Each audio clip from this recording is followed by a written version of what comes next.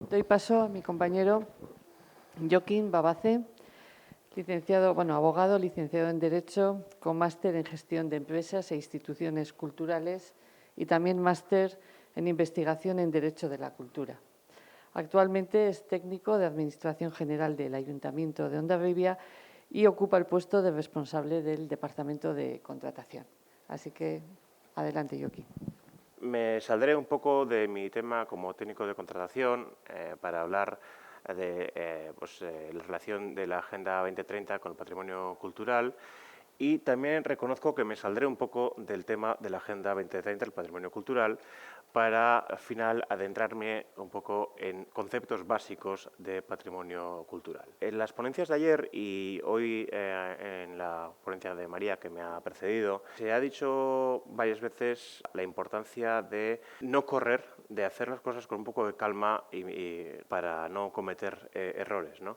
Entonces, yo siempre me acuerdo, tengo un buen amigo mío que es profesor de Derecho Constitucional, que siempre me dice, Joaquín, los grandes problemas o los grandes retos del derecho constitucional actual, yo siempre los solvento leyendo los clásicos. Un poco en esta línea propondré retomar un poco también los clásicos de la materia, que como verán no son realmente tan clásicos, pero bueno, esto lo veremos un poco más adelante. Como verán en el programa, está previsto que mi intervención sea en euskera, entonces a partir de ese momento pasaré a euskera, si bien volveré de vez en cuando al castellano, porque varios de los textos que vamos a trabajar están en castellano, luego les explicaré por qué, y en todo caso la presentación del PowerPoint está escrito en castellano. Ikusten duzuten bezala, izenburua beraz da 2030 agenda eta kultura ondarea, eta zuzen ere kasko historikoen babesaren inguruan hitz egingo dut. Vale, lehenbiziko gauza, kontuan hartu behar duguna da zer den 2030 agenda, ez? Azken urteotan asko entzun da 2030 agendaren inguruan eta badirudi askotan halako kasi munduko gobernuaren zerbait dela, kasi idea konspiratiboak eta kasi reptilianoak falta dira askotan 2030 agendaren inguruan hitz dugunean, baina funtsean, agenda 2030 agenda da agenda 21 eta milortukoen objektiboen dokumentuen jarraipena. Da 2015ean Nazio Batuen Erakundearen Batzar Nagusiak hartu zuen erabakia da. Dokumentua transformar nuestro mundo, la Agenda 2030 para el desarrollo sostenible. Eta orain esplikatu dut zergatikan gazteleraz zitatzen ditudan dokumentu guztiak, zeren kontuan hartu behar dugu Nazio Batuen Erakundeak publikatzen duen edozein dokumentu hainbat hizkuntzetan publikatzen ditula nolabait originalki. Eta hizkuntza horietako bat gaztelera da, hobeto esan da, espainola da, kontuan izan da, espainola munduan hitzetzen den hizkuntza nagusienetako badela eta konkretuki espainola dela munduko hizkuntzetan daudenetan herrialde gehienetan hitzetzen den hizkuntza espainola da. El español es el idioma que se habla en más países de todo el mundo y por tanto es un idioma casi de trabajo de las Naciones Unidas en el que se emiten sus documentos. Eta beraz, dokumentu hau ingelesez baina gazteleraz ere badago. Esaten nuen bezala da jarraipen bat, agenda 21 eta Objetivo de Desarrollo del Milenio, milurtekoaren helburuen dokumentuarena, baina hauekiko dauka aldaketa nagusi bat, eta da herri guztientzako pentsatua dagoela, herrialde guztietan aplikatzeko dagoela. Orain arte, Agenda 21 eta Objetivos de Desarrollo del Milenio zeuden pentsatuak batez ere desarrollo bidean zeuden herrialdeetan lanean jarraitzeko. Herrialde aurreratuek, kakotxartean hartuta herrialde aurreratuena, aurreratze bidean zeuden herrialdei lagundu egiten zieten eta eta hori zen herrialde aurreratuen lana. Baina kasu honetan planteatzen dena da funtzionatzeko guztizko aldaketa bat eta gure kontsumitzeko modua guztiz aldatuko duen planteamendu bat. Ez dakit ondo irakurtzen den fondotikan, baina nik irakurriko dut ere, hau dira dokumentu horren 50, 51, 52 eta 53 puntuak. Irakurtzen dokumentu hau, oro har, bat konturatzen da dela oso dokumentu, dauka bokazioa izateko funtsezko dokumentu bat Nazio Batuen Erakundearen bizitzan. Kasi mundu mailako konstituzio bat bezala. Aurrekoan egon nintzen Luigi Ferraioliren liburu bat irakurtzen, haizun ere duena izena mundu mailako konstituzioa, eta berak proposatzen du natura eta planeta ondo babesteko behar dela herrialde guztiek onartuko dituzten edo errespetatuko dituzten printzipio batzuk aplikatzea. Eta nik egia esan nahiko argi daukat Ferraioliren ideian atzean dagoena kasi dokumentu honetan aurkitu dezakegula. Irakurriko dut. Los puntos 50, 51, 52 y 53. La decisión que hoy adoptamos también tiene gran importancia histórica. Estamos resueltos a construir un futuro mejor para todos, incluidos los millones de personas que se han visto privadas de la oportunidad de llevar una vida decente, digna y plena y de realizar todo su potencial humano. Tal vez seamos la primera generación que consiga poner fin a la pobreza y quizás seamos también la última que todavía tenga posibilidades de salvar el planeta. Si logramos nuestros objetivos, el mundo será un lugar mejor en 2030. Lo que hoy anunciamos a una agenda para la acción mundial durante los próximos 15 años es una carta para las personas y el planeta en el siglo XXI. Los niños y los jóvenes de ambos sexos son agentes fundamentales del cambio y encontrarán en los nuevos objetivos una plataforma para encauzar su infinita capacidad de activismo hacia la creación de un mundo mejor. La Carta de las Naciones Unidas comienza con la frase célebre «Nosotros los pueblos». Hoy día somos nosotros los pueblos quienes emprendemos el camino hacia 2030. En nuestro viaje nos acompañarán los gobiernos, así como los parlamentos, el sistema de las Naciones Unidas y otras instituciones internacionales, las autoridades locales, los pueblos indígenas, la sociedad civil, las empresas y el sector privado, la comunidad científica y académica y toda la población.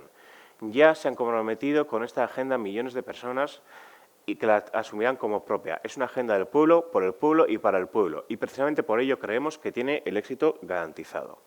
El futuro de la humanidad y de nuestro planeta está en nuestras manos y también en las generaciones más jóvenes, que pasará a la antorcha a las generaciones futuras. Hemos trazado el camino hacia el desarrollo sostenible y nos corresponde a todos garantizar que el viaje llegue a buen puerto y que sus logros sean irreversibles. Bien. Hau gazteleraz esplikatuko du momentu batean, porque funtsezko egiten zait. Cuando decía antes que para mí este documento tiene vocación prácticamente constitucional, lo decía por esto de aquí. Dice, la Carta de las Naciones Unidas comienza con la célebre frase «Nosotros los pueblos». Hoy en día somos nosotros los pueblos quienes emprendemos el camino hacia 2030. Aquí, la Asamblea General de las Naciones Unidas está haciendo referencia o está haciendo un paralelismo con el acta fundacional de las Naciones Unidas. Viene a decir que esto es una especie de refundación de las Naciones Unidas, de los objetivos de las Naciones Unidas. Pero a su vez, la Carta de las Naciones Unidas, la Carta de creación de las Naciones Unidas, con esta frase de nosotros los pueblos, hace un paralelismo clarísimo con uno de los documentos más importantes que hay en la historia del constitucionalismo, que es la Declaración de Independencia de los Estados Unidos, que como bien sabéis, comienza con la frase «Nosotros el pueblo», we the people, decididos a afrontar la felicidad, etcétera, etcétera, declaramos la independencia de Estados Unidos, tal. Claramente, se hace aquí este paralelismo, claramente. Y por tanto, es un documento a tener muy en cuenta. No tenemos que ser excesivamente cínicos. Sabemos que para 2030 los objetivos no se van a poder cumplir. Estamos a 2024 y no se ha cumplido apenas nada. Pero sí que podemos pensar que se continuará por este camino de pretender transformar las formas de producir y de consumir en todo el planeta, en todos los países, ¿no? Bien, estos objetivos se enumeran en 17, bueno, realmente para mí son 16, el 17 es un objetivo prácticamente administrativo, que se recogen en esta figura que seguro que conocen del círculo de colores, que lo he querido poner para que se entienda el porqué de este círculo de colores. Este círculo de colores, cada uno de los quesitos, vamos a decir, utilizando la terminología de aquel juego estupendo de mesa, representa uno de los objetivos. Bien, este primer rojo representa el primer objetivo, este amarillo es el 2 y representa el segundo, etcétera, y así sucesivamente. Bien, estos 17 objetivos son, primero, poner fin a la pobreza en todas sus formas y en todo el mundo. Segundo, poner fin al hambre, lograr la seguridad alimentaria y la mejora de la nutrición y promover la agricultura sostenible. Tercero, garantizar una vida sana y promover el bienestar de todas las edades. Cuarto, garantizar una educación inclusiva y equitativa de calidad y promover oportunidades de aprendizaje permanente para todos. Quinto, lograr la igualdad de género y empoderar a todas las mujeres y las niñas. Sexto, garantizar la disponibilidad y la gestión sostenible del agua y el saneamiento para todos. Séptimo, garantizar el acceso a una energía asequible, fiable, sostenible y moderna para todos. Octavo, promover el crecimiento económico sostenido, inclusivo y sostenible, el empleo pleno y productivo y el trabajo decente para todos. Noveno, construir infraestructuras resilientes, promover la industrialización inclusiva y sostenible y fomentar la innovación. Décimo, reducir la desigualdad en los países y entre ellos. Undécimo, lograr las ciudades y los asentamientos humanos sean inclusivos, seguros, resilientes y sostenibles. Duodécimo, garantizar modalidades de consumo y producción sostenibles. Decimotercero, adoptar medidas urgentes para combatir el cambio climático y sus efectos. Decimocuarto, conservar y utilizar sosteniblemente los océanos, los mares y los recursos marinos para el desarrollo sostenible. Decimoquinto, proteger, restablecer y promover el uso sostenible de los ecosistemas terrestres, gestionar sosteniblemente los bosques, luchar contra la desertificación, detener e invertir la degradación de las tierras y detener la pérdida de biodiversidad.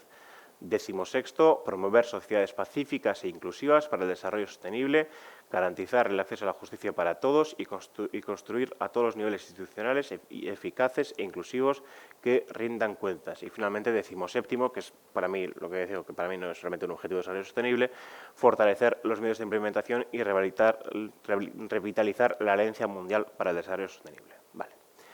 Claro, hau irakurrita, edonork pentsa dezake, bueno, baina hemen zer ikusteko dioka honek kultura landarekin, nun dago hemen kultura, ezta?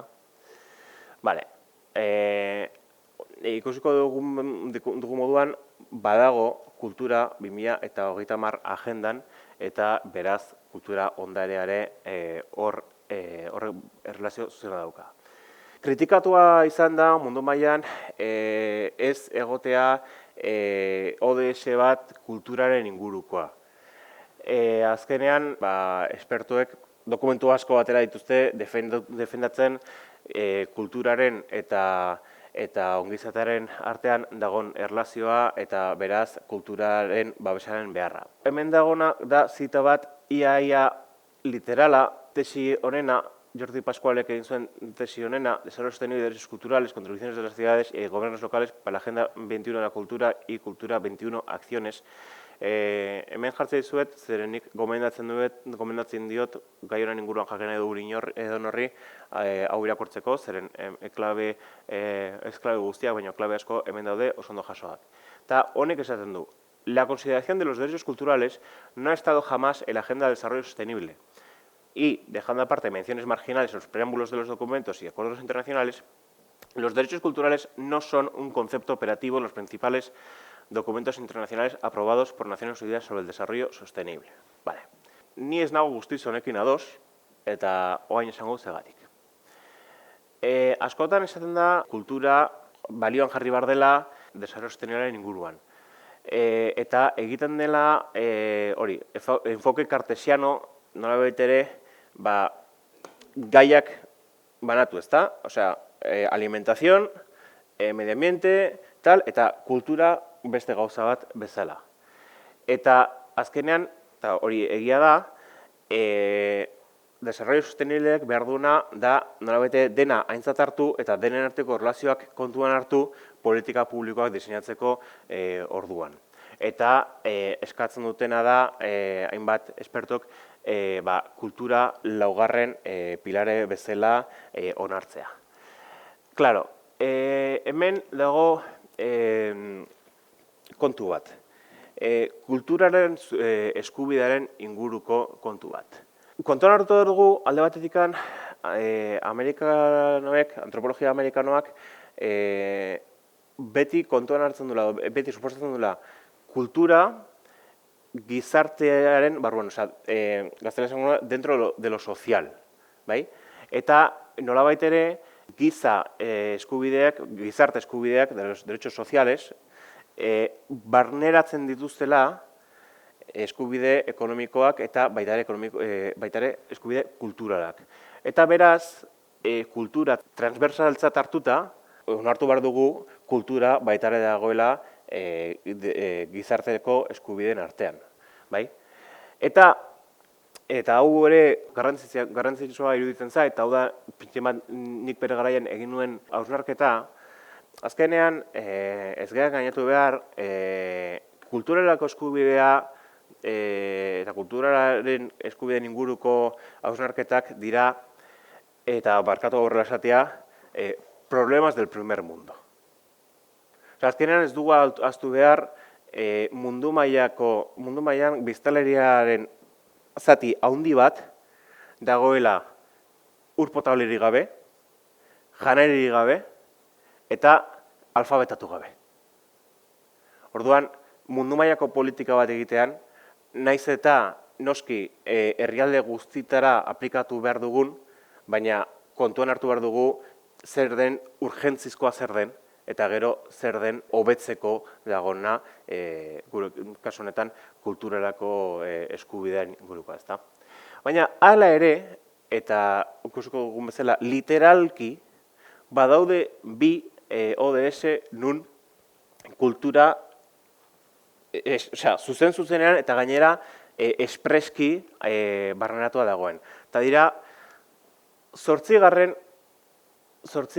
eta 11. ODS-ak. 8. da, trabajo decente y crecimiento económico, eta 11. da, ciudades y comunidades sostenibles. 8.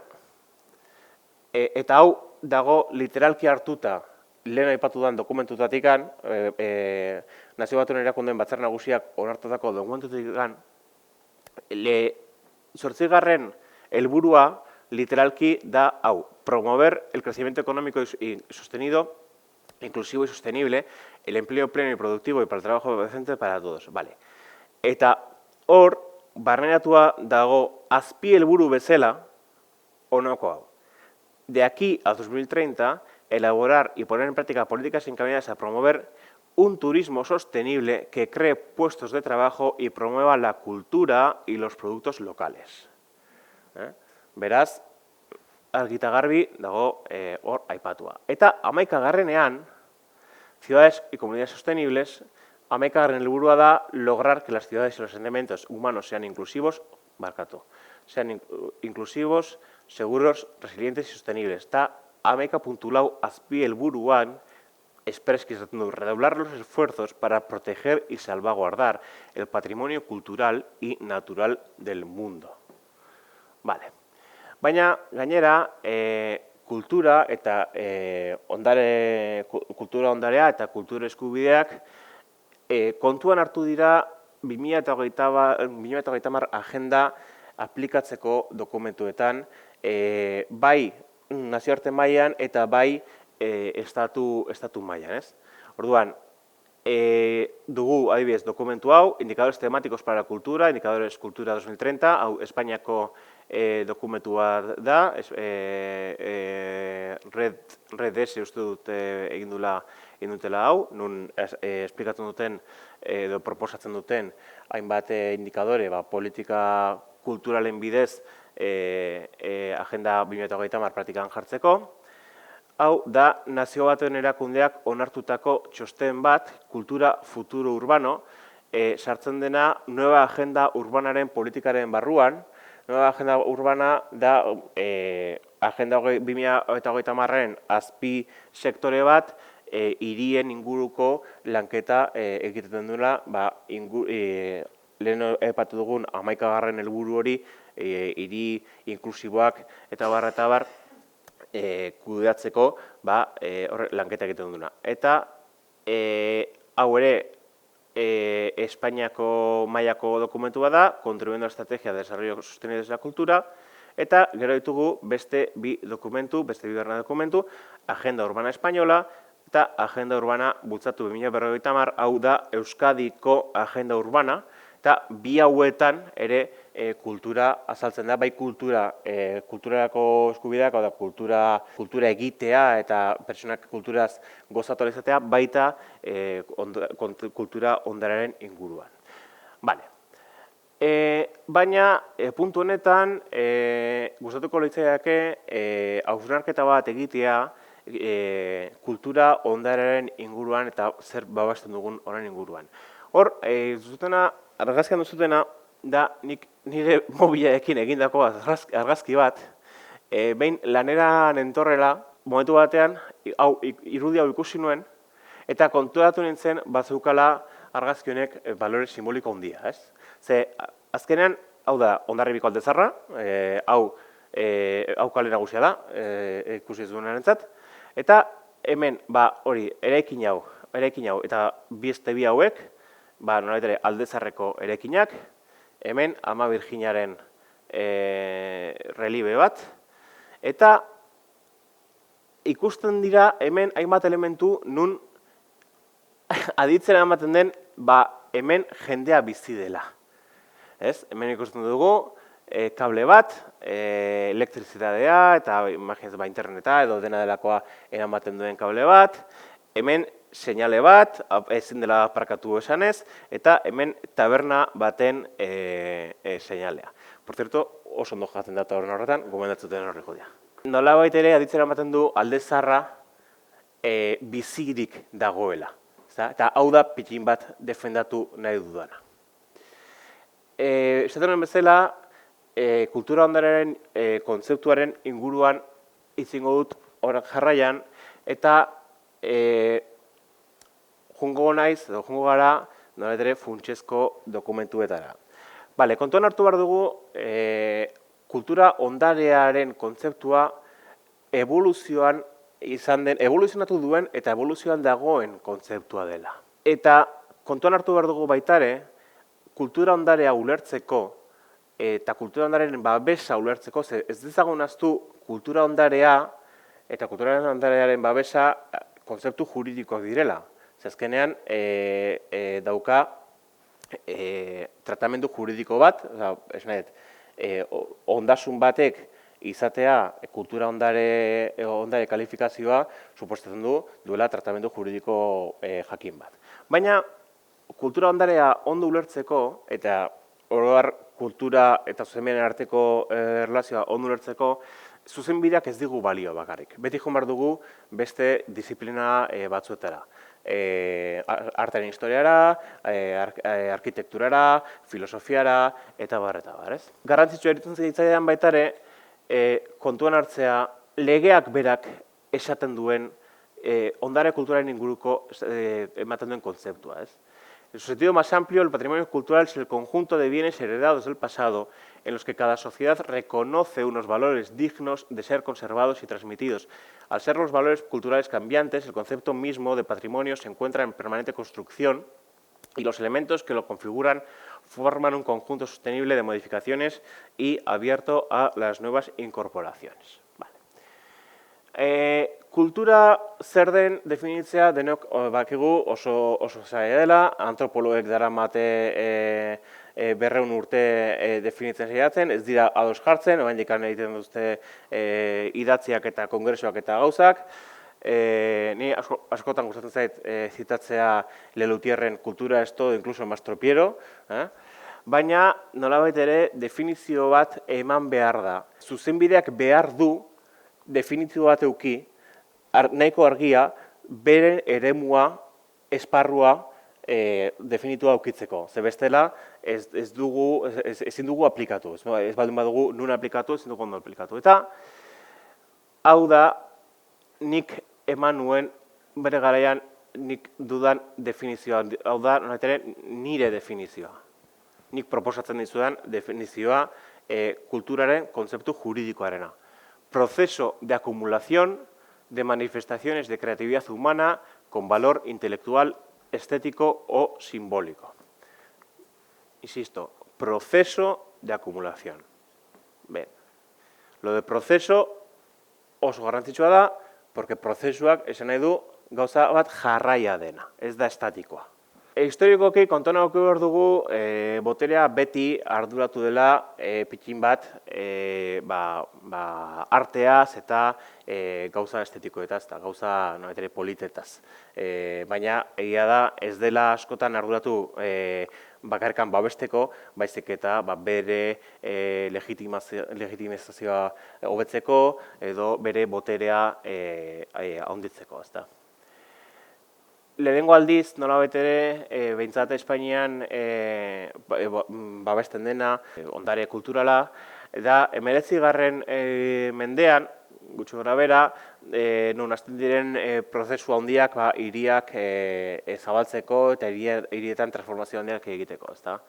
Eta orduan, nolabait ere hasten dira babesten hiriak politago egiten dituzten eraikin handiak edo referente diren eraikin handiak. Eta baditugu hiru lege edo hiru referente juridiko dira Carlos Laugarrenaren bi pragmatikak, 1802koa eta 1803koa eta 1805ko novísima recopilación de los foros de España, nun hasten den monumentu zaharrak babesten. Baina monumentu zaharren babesteko horretan ez du modu koherente batean egiten. Beste egiten du zerrenda bat, nun zer babesten duen. Eta oso graziosoa da, azkenean beti nolabait ere babesten da 15. mendekoa baino zaharragoa den kasi edo zer gauza. Eta orduan ematen da, hainbat autorek esaten dutena, consagración del monumento histórico en la industrialización. Nolabait ere, botereak konstiente dira momentu horretan gizartea guztiz aldatzen dela eta betirako aldatuko dela. Eta atzean uzten den garai hori ez dela inoiz bultatuko. Eta alduen gehiena gorde behar duela hori babesteko. Eta aldi horretan dagoen teknika juridikoa oso ondo definitzen du edo oso ondo islatzen da Alois Riegelek egindako dokumentu edo lan historiko honetan Der Moderne German Kultus, hau ja alemanez ez dakit orduan ez dut irakurriko, baina gaztelerara itzuli da como el culto moderno a los monumentos. Da liburuxka bat, 120 horri alde ditu, gehiago ez, oso ona. Alois Riegel zen Austriako monumentuen babeserako komisioko presidentea. Eta orduan berak egiten duna da, nolabait ere, bere lanean egiten du nolabait ere, ordenatu berak urte horietan egin duen lana eta zergatikan egin dituzten hartu dituzten erabakiak.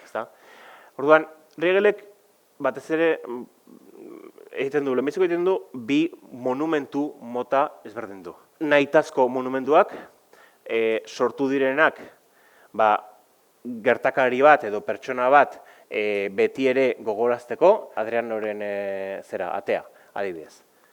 Eta daukana valor remunerativo intencionado. Eta, esan duna, ez nahita egindako monumentuak. Ez nahita, ez du esan nahi, ez direla nahita eraiki, baizik eta ez direla eraiki gertaera bat beti gogoratzeko, baizik eta eraiki dela beste funtzio batekin. Adibide garbi bat, gotorleku hau, eliza bat, eta bar, eta bar. Ez da sortu ondorengoek edukitzeko hori gogoan. Baizik eta funtzio publiko bat, pribatu bat, funtzio jakin bat, gizarteak behar duen funtzio jakin bat, asebetetzeko. Eta hauek daukate, monumentu hauek daukate, balore historikoa edo aintzinatasun balorea. Eta aintzinatasun balorea eta balore historikoa beraiek, Riegelek ere esplikatzen du zer den. Aintzinatasun balorea du eraikin batek duenak, hori, denboraren poderioz sortu zaizkiolako imperfekzio zerak. Ezberdintasuna bien artean batez ere da hau. Aintzinatasun balorea duenak hace recordar la naturaleza intrínsecamente efímera del ser humano y de todo lo construido en él. Eta hau bai da, cita ez da beria, baizik eta itzulpenarena. No se trata, pues, de la conservación eterna de los monumentos creados en el pasado por la actividad humana, sino de mostrar eternamente el ciclo de creación y destrucción, de génesis y extinción. Y esto queda garantizado incluso cuando otros monumentos hayan optado el lugar de los hoy existentes. Eta aldiz, balore historikoan, garrantzitsuna da, etapa jakin bateko testimonio bat, eta orduan, zenbat eta hobe dagoen, zenbat eta hobe ditzi den gurera, hobeto ongo da, interesgarriagoa izango zaigu guri. Eta orduan, historiaren lana honetan da aurkitu den hori bere estado originalera, eta hau atzoko hizlariek igual edo zer esan dezakete, arrazoi guztiarekin, zazkenean zein da eraikin baten estado originala, atzo esan zuen Fernando, ¿cuál de las 35 capas? Pues hori da. Baina, edonela ere, bai garrantzitsua dela, hau topatzen den momentutik, nolabait ere gaiztestea okerrago jutera dagoen momentua baino. Bai? Bale. Claro, honek Riegelen planteamenduak dauka arazo bat. Zer Riegelek esaten zuen, ze hau igual ez dago ondo azaldua, Riegelek esaten zuen, hemen zitzaiola balore hauek zituen eraikinei. Baina horrek arazo bat dauka. Austrian ez. Baina bai Espainian eta bai Italian itzelezko kantitate dago ondare kulturalena. Orduan, honek plantatzen ditu bi arazo. Bat, ezin gara denetara iritsi, ezin dugu dena babestu, ez gara gai dena babesteko, eta bestalde ezin dugu gure etorkizuna guztiz geratu dena babesteko helburu hori dugulako, ezta? Eta orduan goaz Gianniniren planteamendura ibeni kulturali beste kultura ondarean beste funtsezko dokumentua. Giannini zen baitare Komision Franceskiniko presidentea zen, baina enez goatzen Komision Franceskini zen baitare babesa egiten zuen gaur egun ondare kultura ditzen digun eraikinen babesa egiten zuen komisioa, edo zen Italiako parlamentuko komisio bat hau lantzen zuena, ointza lantza daukat, nik uste bigarrena dela. Los italianos son una gente maravillosa. Tienen una capacidad impresionante, y es que no han inventado nada, pero aquello que existe en el mundo y les gusta, lo cogen, le dan su estilo y parece que es suyo. No han inventado la pasta y nadie duda que la pasta, en fin, los italianos son los que más han contribuido. No han inventado los coches ni la moda y, en fin, y no han inventado el derecho, pero han elevado el derecho a categoría del arte. Entonces, Giannini es otro artista del derecho. Eta honetan, Janinik esaten du, Janinik hartzen du ordurarte egindako babesa eta homogenizatu ditu, no? Esaten du, zer daukate eman komunean orain arte egindako babes guztiek. Sortzen du el concepto de bien cultural, que es bien que constituye testimonio material de los valores de la civilización. Eta orduan, esaten du, pero esto de que constituya testimonio material de los valores de la civilización es un valor prejurídico. Yo, como jurista, no me voy a meter en esto. Eso, que me digan otros, ¿qué es? Eta, hau, sekuloiko inventoa da, porque orduan, sartu dezakegu, bien kultural barruan, ez bakarrikan antzinatasuneko gauzak, baizik eta betare egungo gauzak, ez? Atzo, afarian, nik esaten nuen, adibidez, lehen aipatuan Lutie hori deklaratu beharko zela betere patrimonio kultural. Eta defendatzen dut, eta gainera, eske honekin posible da. Egungo kontzeptuarekin, ondare kulturalen kontzeptuarekin, posible da, eta inkluso ona da. Orduan, salto bat ematen du Janinik, eta esaten du. El derecho no se interesa por las cosas de interés artístico o histórico, sino por los bienes culturales. Eta hemen, hau igual, ez da ondo ikusten brillo batikan eta zera, baina ez du. Hay que diferenciar el soporte del bien y el valor cultural del bien. Son dos bienes jurídicos diferentes, dos objetos de protección diferentes. El patrimonial y el cultural. Y por tanto, el bien cultural es inmaterial. El soporte no es el bien en sí mismo. El valor que convierte la cosa en el bien cultural es inmaterial. Goatzen zate, atzo Fernando esaten zuela murallaren inguruan, lo importante no es la piedra. Cuando protegemos una muralla, lo importante no es la piedra, sino todo lo que hay detrás de que esa piedra esté ahí. Bueno, pues hori da Janinik esaten duena. Vale. Claro, la protección de lo inmaterial, kultura ondareak ematen du salto bat. De lo restringido y concreto a lo abierto y abstracto. Ya no necesito una lista cerrada de qué es lo que voy a proteger, sino que si lo que me interesa es los valores, toda aquella cosa, si lo que me interesa es proteger los valores, voy a materialmente a proteger toda aquella cosa que tenga estos valores que tengo que proteger. Bien. Eta orduan, horrek ematen du, hurrengo salto logikoa da jutera patrimonio inmaterialera. Claro, ondarea baldin bada, ez gauzak baizik eta baloreak, balore horiek ez dute zergatikan gauza batean egon behar. Es posible que el valor cultural se haya transmitido de generación en generación a través de la vivencia y a través de las relaciones humanas y que, por tanto, no estemos hablando de ninguna cosa a proteger. Eta hori da patrimonio cultural inmaterialaren barruan dagoena. Vale. Claro, patrimonio cultural eta materiala eta inmateriala lehen esan dugu bezala modelo cartesiano, patrimonio cultural inmaterial, horrek zentzurikoa dauka. Bueno, askok esaten dute eta ni ados nago ezetz. Azkenean, ondare kulturalaren kontzeptua bera, lehen esan dugu bezala, evoluzioan dago. Eta bere sortzeko momentua modernidadean, ilustrazioan, nun dena nigurtu behar da, dena estandarizatu behar da, eta bar. Eta horrek noski karrizun naturalki babesten zela gauzak.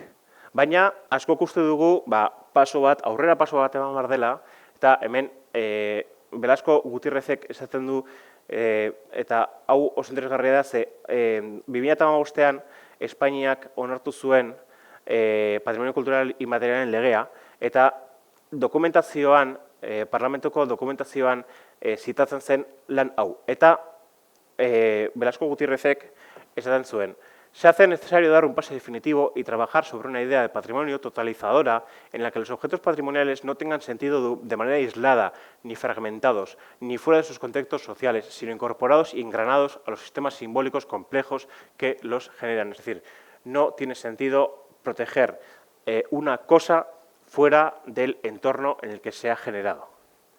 Vale.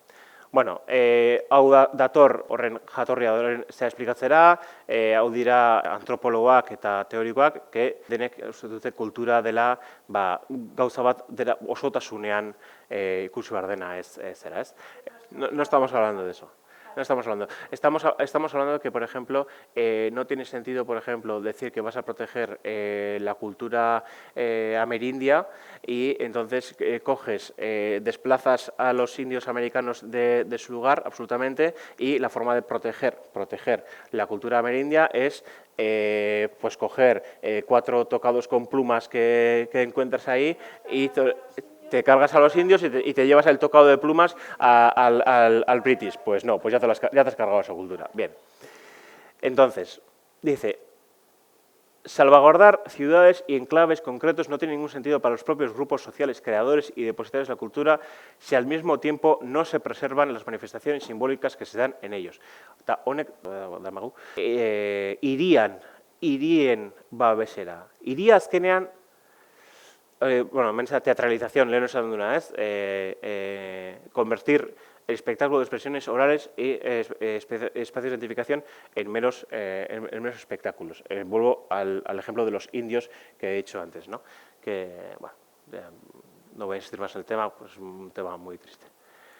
La ciudad, honek darama ontara, iría, babes eremu bezala, objeto de protección. La ciudad como objeto de protección. La ciudad, eta bereziki kasko historikoa, eta are gehiago, kasi Hondarribiko, hau idatzen nunean bere garaian, Hondarribiko iriaz pentsatzen ari nintzen. Hau, Agenda Urbana Españolan, esaten du literalki hau. La ciudad es cultura, historia, tradición, paisaje y forma de vida. De hecho, es el producto cultural más complejo, elaborado por la sociedad en una construcción colectiva, que en los casos de los centros históricos aporta adicionalmente siglos de existencia y, por tanto, una carga simbólica extra. El casco histórico expresa la identidad y el valor por excelencia. Prueba de ello es la percepción de los visitantes sobre la ciudad que suelen identificar como el casco antiguo. Es decir, es muy típico que yo creo que además todo lo hemos hecho cuando hemos ido de viaje para variar con muy poco tiempo, que lo mismo que cuando vas al Louvre y haces, voy a la Mona Lisa, veo alguna tumba de algún esto y poco más y saco foto de todo y me voy corriendo. Pues cuando se va a ver ciudades, también lo más típico, y aquí lo vemos también, es ir, ver el casco histórico lo más famoso, lo más relevante, últimamente lo más instagrameable, y volver, irte otra vez a tu esto bien. Orduan, horrek jartzen du mahai gainean, hiriak babesteko unean zer babesten duzun. Zer da babestu behar dena. Es necesario determinar los valores a conservar en una ciudad histórica, ya que mientras la legislación española ha centrado en aspectos puramente materiales, la UNESCO y otras organizaciones internacionales promueven la salvaguarda de su contenido cultural o espiritual.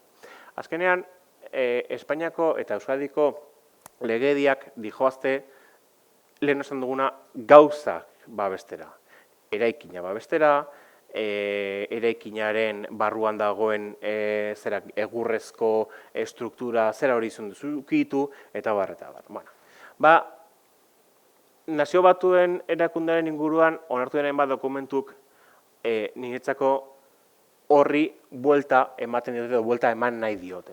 Eta hemen aipatuko ditut lau dokumentu, eta ja bukatzeko, baina gero dokumentu bakoitza ikusiko dugu, aipatzen diren, eta kasu horretan literalki jarriko ditut, gauza batzuk oso interesgarriak eta gauzaren babesaren inguruko ideia honi buelta ematen diona. Eta nolabait ere argi ikusten da, espertuak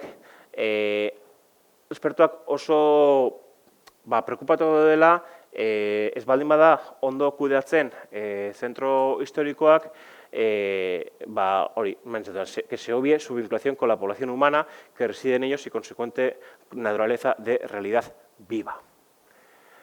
1935ko Brujaseko resoluzioetan kopetzitut bi, Eta literalki irakurriko ditut, eta pasako naiz hurrengora. Resolución tercera. Las pequeñas ciudades históricas están sometidas a peligros específicos como una carencia de actividad económica que conduzca a la migración de su población a centros más grandes, con el abandono y la decadencia consiguientes. Aun cuando la población sea numéricamente estable, puede haber una tendencia por parte de los ciudadanos a mudarse a barrios modernos, llevando al abandono del centro histórico. El turismo, aun cuando puede ser buen medio para la actividad económica, puede tener un impacto negativo en la ciudad, tanto en su apariencia como en su armonía. Y resolución quinta, son necesarias estrategias y medidas a adoptar por las autoridades. Fijar el papel de estas ciudades en el conjunto de las políticas regionales, asignándoles un papel en armonía con su estructura especial que, por encima de todo, no impliquen ni la interrupción ni el abandono de su sustancia y de su estructura histórica, realizando para ello una planificación de todas las políticas públicas que afecten a ciudades tales como la ubicación de las industrias, la red de transportes y la ubicación y la existencia de otros servicios locales, que su planificación local también se realice observando y realizando los valores específicos de la ciudad, proponiendo para ello acciones concretas que puedan exceder de lo exclusivamente conservador, eta hau noski beltzez eta dago nik hola jarri dudalako, como el de buscar usos nuevos apropiados para los edificios vacíos a los cuales de otra forma se veían amenazados por el deterioro. Nairobiko 1976ko gomendioak. Honek dauka azpizenburu bezala eta oso polita iruditzen zait eta horregatik jarri dut hemen, literalki relativa a la salvaguarda de conjuntos históricos y su función en la vida contemporánea. Eta salvaguardaren definizioa egiteko momentuan, esaten du, de la identificación, protección, conservación y restauración y mantenimiento, baina baita ere, rehabilitación y revitalización de los conjuntos históricos. Eta, esaten du gero, la protección y la restauración deben ir acompañadas de actividades de reanimación, siendo esencial mantener las funciones existentes que sean apropiadas, mencionando expresamente el comercio y la artesanía, y crear otras nuevas que, para ser viables a largo plazo, deberán ser compatibles con el contexto económico y social, urbano, regional o nacional en el que se inserten. Eta gero, literalki, esaten du, el costo de las operaciones de salvaguardia no debería evaluarse solamente en función del valor cultural de las construcciones, sino también con su valor derivado de la utilización que puede hacerse de ellas. Esas funciones tendrían que adaptarse a las necesidades sociales, culturales y económicas de los habitantes, sin ir en detrimento del carácter específico del conjunto que se trate.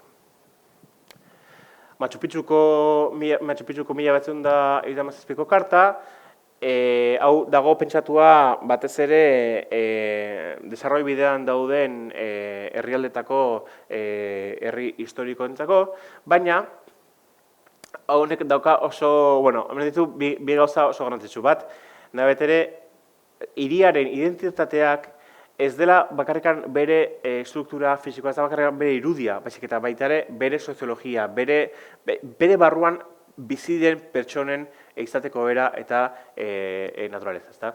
Eta pertsonetan fokoa jarrita, esaten du, eta hau niri marabia bat iruditzen zait, en el proceso de reciclaje de estas zonas debe considerarse la posibilidad de construir edificios de arquitectura contemporánea de gran calidad. Es decir, no se debe observar la ciudad como algo muerto, no es un escenario, es una realidad viva y se debe mantener como realidad viva. Y si en el proceso de mantenimiento de realidad viva esa comunidad que vive ahí tiene unas necesidades a cubrir y esas necesidades requieren de nuevas construcciones, ¿por qué no realizarlos? Eta azkeneko hau, Washington edo Toledoko bi zentu, bi lekutan irakurri eta defendatu zuten. La conservación de las poblaciones o áreas urbanas históricas solo puede ser eficaz si se integra en una política coherente de desarrollo económico y social, y si es tomada en consideración en el planeamiento territorial y urbanístico a todos los niveles. Pero insisto, solo puede ser eficaz si se integra en una política coherente o desarrollo económico y social. eta esaten du, que las intervenciones en las poblaciones y áreas urbanas históricas deben considerarse con prudencia, método y rigor, evitando todo dogmatismo y teniendo siempre en cuenta los problemas específicos de cada caso particular. Beraz, niretzako argi dago, badagoela ideia bat nun binkulatzen den kultura materiala eta kultura ez materiala, eta biak babesteko beharran garrantzia azpimarratzen duena. Niretzako baita ere, lehen esan bezala, 2030 agendan kultura barneratua dago, eta kulturaren bidez 2030 agenda egikaritu liteke, eta hori demostratzen du leheno aipatutako dokumentuak. Eta beraz, niretzako 2030 agenda ez da ikusi behar mehatxu bat bezala, baizik eta kasko historikoen bizitza revitalizatzeko aukera bat bezala. Beti ere, kasko historikoak dituzten baloreekin koherenteak diren politikaen bidez. Eta honek, nik uste argi eta garbi entronkatzen dula, politika hauek entronkatzen dula, zuzen-zuzenean gehiago inventatu behar gabe, 8. helburuarekin eta noski 11. helburuarekin. Construir ciudades y comunidades sostenibles resilientes. Honen bestez, bukatu dut, mila esker.